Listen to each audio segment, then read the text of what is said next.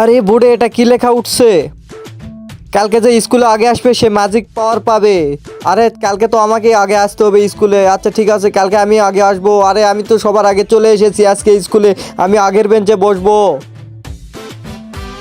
আজকে তো ওরা জানে না যে আমি আজকে সবার মনের কথা জানতে পারি। আরে আজকে তো স্যার পড়া দিয়েছে, সেই পড়াটা যদি বলতে পারি তাহলে সেই স্যার আমাদের অনেকগুলো চকলেট দিবে। আরে মোটু, তুই কি পরে এসেছিস? আরে আমি তো জানি না আমি কি পরে আসবো। আরে তার মানে তো আমরাই চকলেটগুলো পেয়ে যাবো। হা হা হা, সেটা তখনই দেখা যাবে। Good morning sir, good morning বাচ্চারা।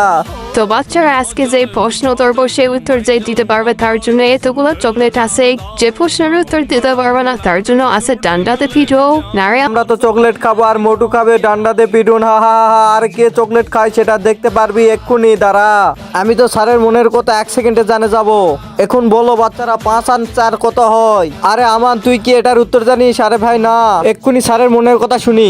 তার আগে গাইস, এইখানে আপনি কোনটিকে বেছে নিবেন? সামান্য কিছু টাকা নাকি মা? আমার মতো যারা মাকে বেছে নিবেন তারা ভিডিওতে লাইক করে চ্যানেলটি সাবস্ক্রাইব করে দিন, আর পারলে কমেন্ট বক্সে আই লাভ ইউ মা লিখে যান। আরে বাচ্চারা এটাই জানে না 5 আর 4 9 হয়। আরে স্যার আমি জানি। আরে তুই জানিস? আরে মোটু বল দিনি 5 আর 4 কত হয়? 4 9 হয়। আমি সেটা জানি, আমার মাথার বুদ্ধি আছে।